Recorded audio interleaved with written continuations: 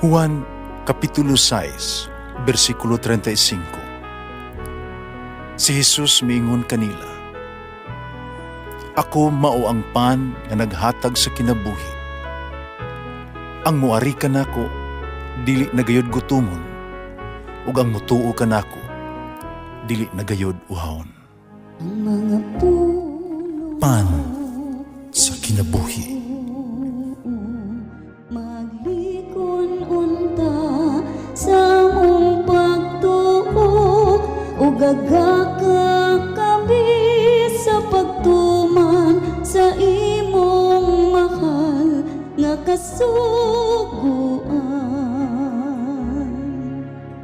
Ginumana kaninyo. Santos Ebanghelyo sumala ni San Mateo. Si Jesus miingon siya mga tinunan. Busa pamati kamo, sabtan ninyo ang kahulugan sa sabingay may tungod sa mapupugas. Kadto nakadungog sa mensahe, may tungod sa gingharian, panwala makasabot ni ini, mga binhi nga nakulog didto sa agianan. Miabot ang yawa, gisakmit ang gipugas didto kanila. Ang binhi nga nahulog sa yutang batuon, mao ang mga tao nga malipayong midawat sa mensahe sa pagkadungog nila ni ini. Apan, dili kini magagamot diha kanila. Pusa, dili sila mulakutay. Sa pag-abot sa makalisdanan, panglutos tungod sa mensahe, muundang dayon sila.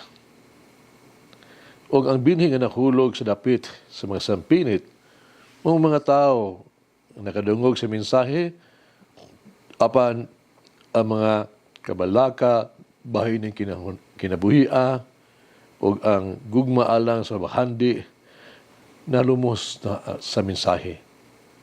O dili sila makabunga.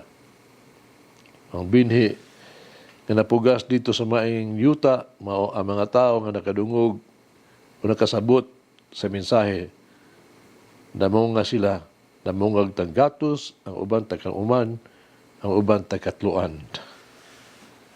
Ang Ebanghelyo sa Ginoo. Pasalamati ang Ginoo kay siya maayo, ang iyang gugma mulungtad hangtod sa kahangturan. Pasalamati ang Diyos sa tanang mga Diyos, ang iyang gugma malungtaron.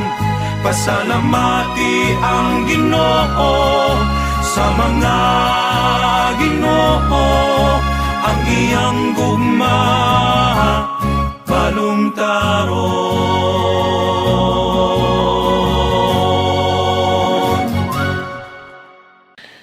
Gikan si Ebanghelyo karong adlaw ato ang itutok atong malandong bahin sa binhi sa yuta. Yuta. Ang binhi na hulog sa yuta. Ang binhi mao ang pulong sa Dios. O kita ang yuta. O ang pulong sa Dios kanunay kagipugas, gisabuag sa atong kinabuhi na ipadiha sa Ebanghelyo, diha sa Biblia. Unsa ang atong tubag? Dunay tulo ka matang sa yuta dinhes sa Ebanghelyo karon. Una ang dalan sa dalan, no? Yuta nga nasa dalan. Dinhi gibilibaran lang nato si Jesus.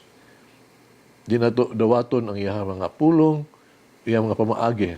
Nagtuo kita, makapadayon ta sa tuang kinabuhi, wala siya. Katong mga tao sa dalan, mo katong dili gustong mudawat sa katinaawan o sa pagtulid. Naghuna sila na mahimo silang mulungtad sa ilang kaugalingon. Ug sila nagunahuna nga ang mga tao mahimong usa ka palas unon pa nila kini ang pag-alagad ni Jesus. Usa ka tawag natog disturbo sa kinabuhi. Ikaduha, ang yuta nga batuon.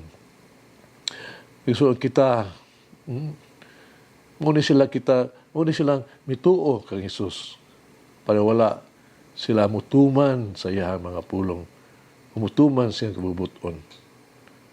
Sa sinugdan, misunod sila kaniya. Apan, wala sila magpabilin may tinud-anon hangtod sa katapusan. Miyato sila kang Hesus, no? Sa panon, sa mga maayong mga panahon, no? Ato sila. Pero mauhasol sila ni Jesus dahil pas panahon na ang gitawag na itong ilang pag-ampo dili dawaton. Kato mga tao sa batuon nga yuta, mao kadtong kanunay nagsugyot apan dili mulihok, nag-propose apan dili mo perform, misaad pero dili gyud mutuman. Ikatulo, katong mga binhi na yuta nga tunukon, kini sila nakaila kang Jesus apan dili nila gusto ang iyang dili nila gusto itugyan nila ilang kaugalingon ngadto kaniya.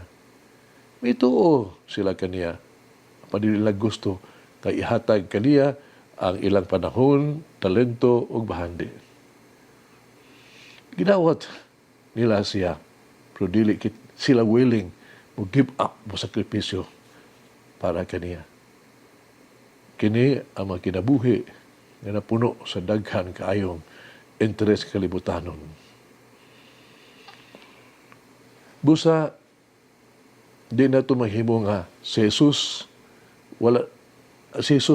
wala mahimo nilang prioridad sa ilang kinabuhi.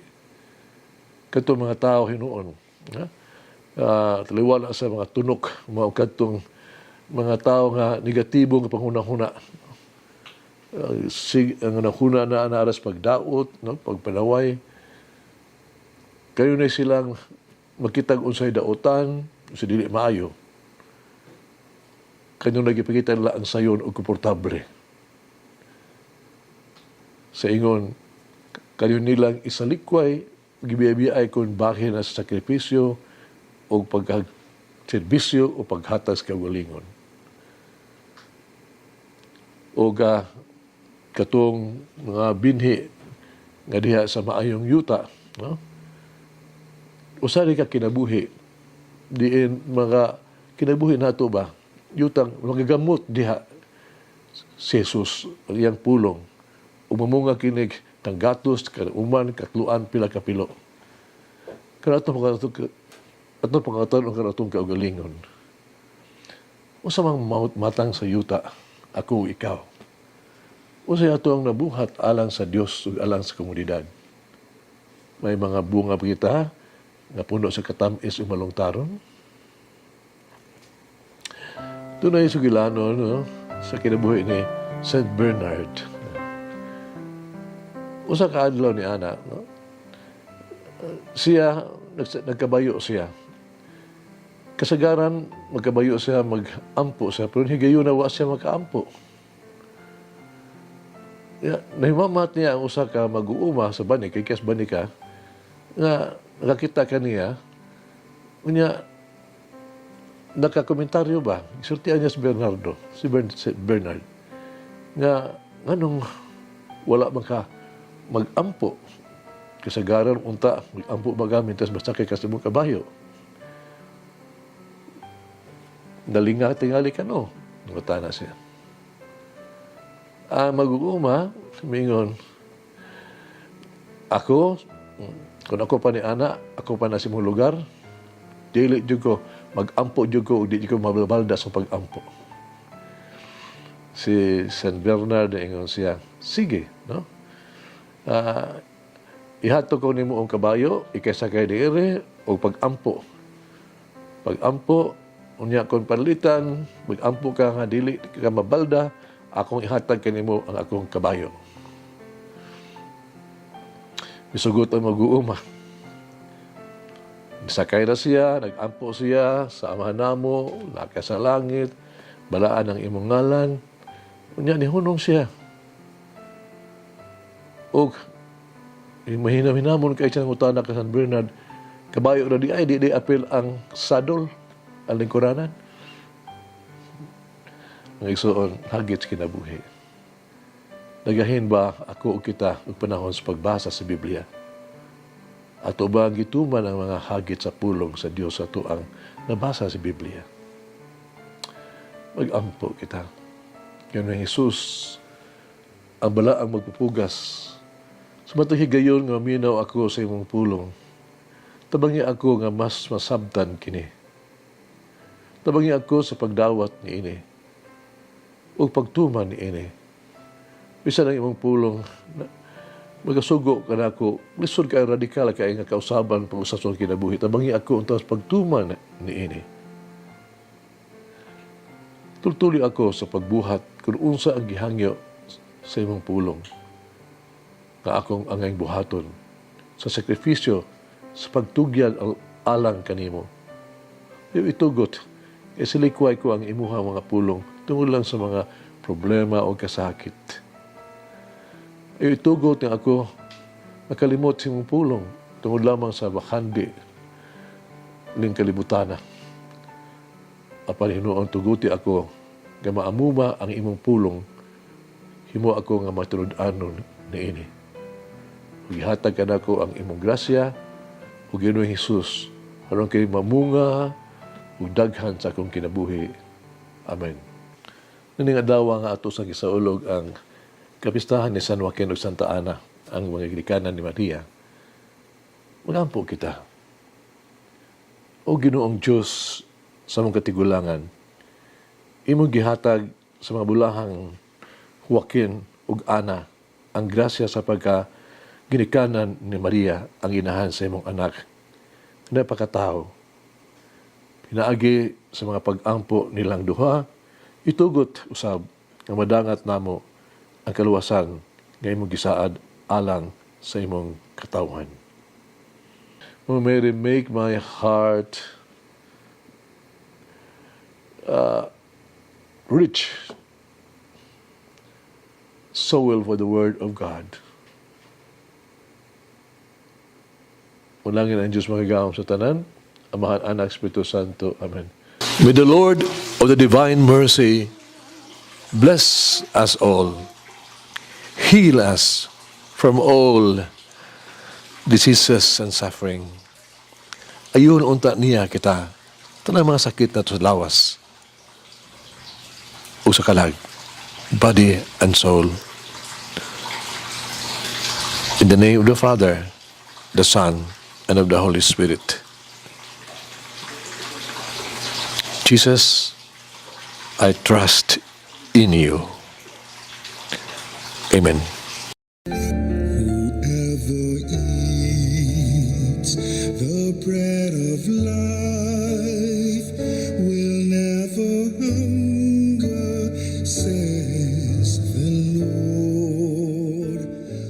Kay galaan inyong nabati ang pagpaambit ug hamubong pamalandong sa pulong sa Dios pinaagi sa tulumanon pan sa kinabuhi nga gidumala ni Monsignor Daddy Silva. Hangtod na usab sa sunod higayon, daghang salamat.